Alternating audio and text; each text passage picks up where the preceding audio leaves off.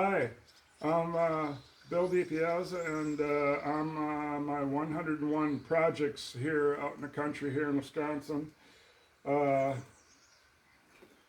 this project is the Farmall C.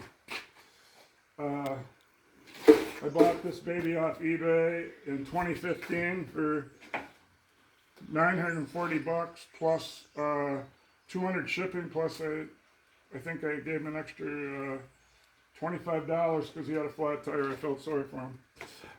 And then it sat out back of the garage. And then on Easter, I pulled the head because I got sick of soaking it for years, and it never would loosen up. So I pulled the head sometime back between COVID, and then I left the tarp over it. And these canvas tarps work so well that you get at farm stores that it actually kept the water out of there even with no head on it.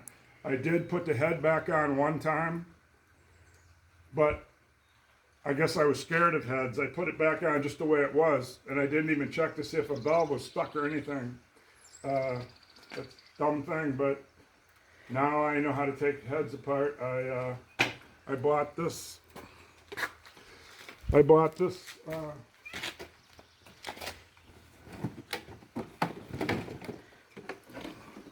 I don't know who it's by. It's a valve spring compressor. It says by PT Performance Tools. I bought. It's a heavy thing, all right, but it's nice. I was able to compress these things and pull all these valves out, and I drilled some holes here. And the top of this one is 1.25 inches, and the top of this one is 1 5/16. And so then I bought a while back, since this has been on the back burner for so long, I got these things, and I even have new valves that I was going to put in it that I didn't put in it. Maybe when I do a better job, I'll use them. I bought the valve things, the valve runs in, inserts or whatever. Can't think of the name right now, but and I bought the valve springs, but I'm not using any of that new stuff. I'm just putting these normal Farmall IH original ones back in. And I cleaned up the valves yesterday by using a C-clamp and clamping this wire brush grinder back to the bench, and then it gave me a wire brush. I should have a stand-up grinder one, but I don't. And I cleaned up all the valves, and with the valve seats, I brought up my 1960 copy of a 1960 seat grinder. It's off, or no, it's not. And it worked. It didn't cut very good like the new way ones, but it did clean up the seats so they're all shiny. Excuse me. And so I'm ready to put the valves back in. And then before I put the springs on, I'll probably use some of that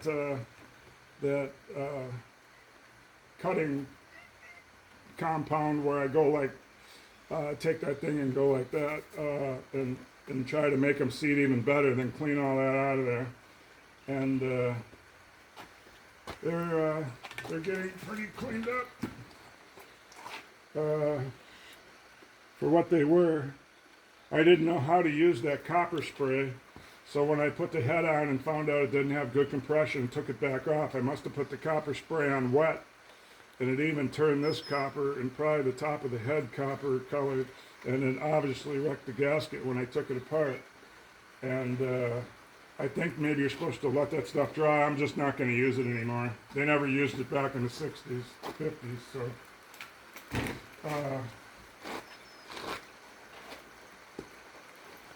The engine birthday on here is 9/15/48, and the head says 9/30/48. So pretty much in 1948 this was built. Hey, look at the camera. In 1948 this was built in what's the 9th month? September. Yeah. So was built in September, I would say. Now here's this contraption that was on it on eBay. These are either 16 or 18 inch rows apart for whatever vegetable would be 16 or 18 inches. They took off the, here's the rest of the cultivator. This is a normal Farmall C cultivator. This is the left side and that's the right side. I took some angles here and I cut holes in them, then welded a piece of chain to each one, and then used a muffler U-bolt to make a thing to lift these, and it worked real well. Even though that stopped me from getting any work done for a few hours. And then I welded them up with my stick welder. It's an AC/DC Century that when I bought my original Century welder back in 1980, it was $600 for that Century, and then I found a used one for only $60. But I long ago sold my nice welder. I paid $600 for it, and then we got this one. It was a cherry one. Somebody never hardly used for $250, and I was willing to pay it. We got it in Sheboygan. Those things really work well. I do a lot of cutting with it because I don't have I put it on 250 and I don't have a torch yet. And it makes a lot of smoke, but I just wear a respirator. So this is a normal Farmall C cultivator that goes on each side. And then what they did, these bars here, these big round bars back here that would have a shovel, they took it off on each side, and then with U-bolts, with U-bolts, then they strapped it around.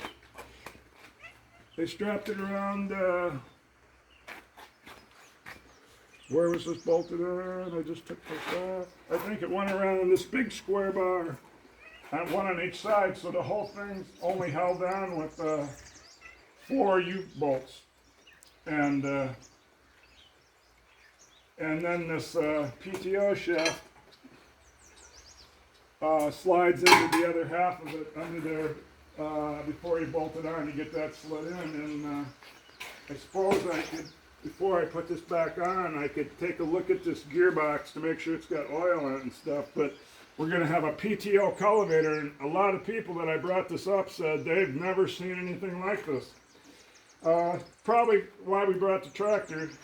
It's for this unique cultivator, but then it's so clumsy. I made a thing to lift those things. Now those are a cinch to put on and off with the cherry picker.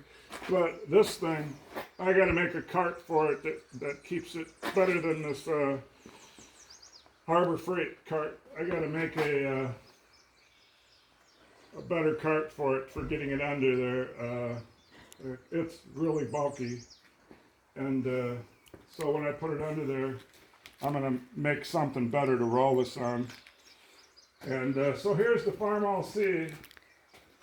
It came with, since it had this weird cultivator to do these skinny rows, it had to have this single front wheel in it.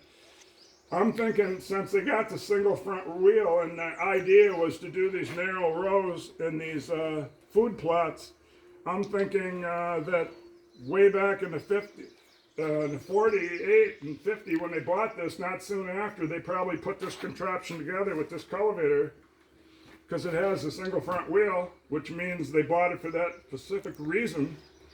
So this could be pretty old, this cultivator. The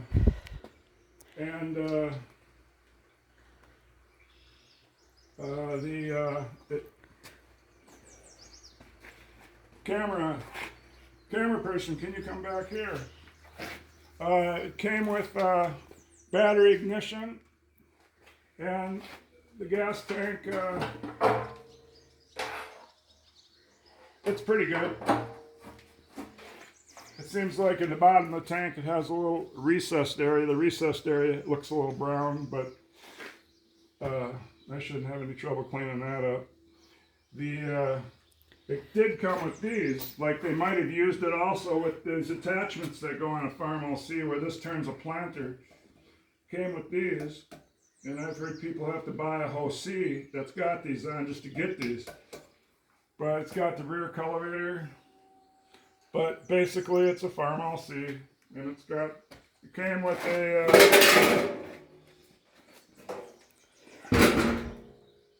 a Super C hood. I don't know why.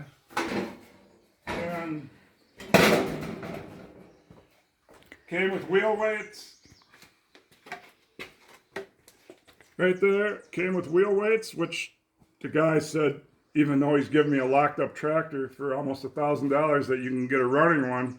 Said it's got wheel weights, you're getting a great deal.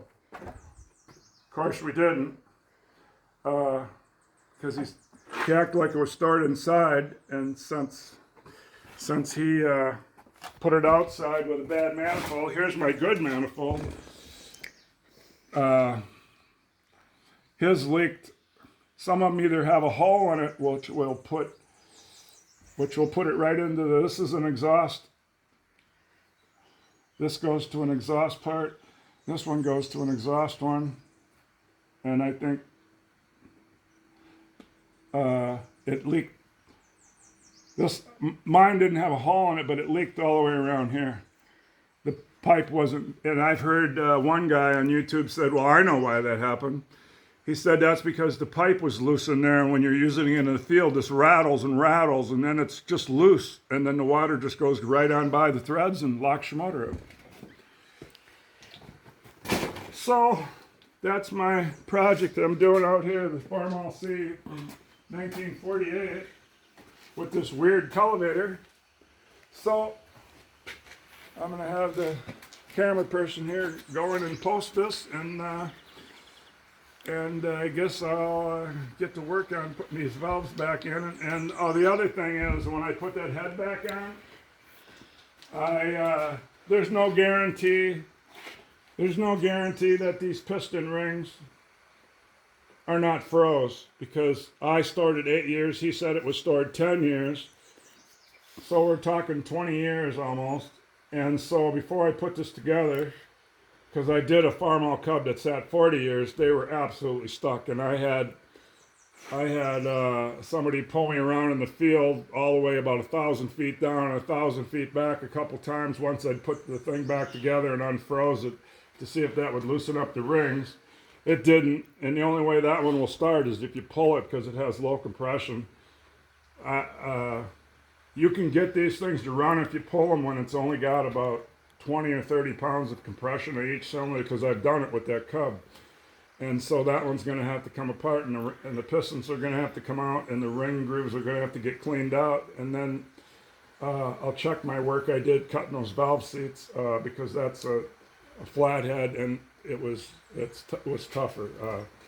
There's a lot better working on a table. So that's it. This is going to be an all-day project. I have to get the oil pan off, take off the cotter keys that secure the bolts on the crank. The piston rods aren't going to go flying once you torque them if they ever come loose. And I got to get those apart, pull out each piston maybe one at a time, clean out the grooves, put them back in, and then while it's out, I'm going to hone the cylinders. And I might want to buy a ball horn, which I think is about $125, but that's how this project's going right now. All right.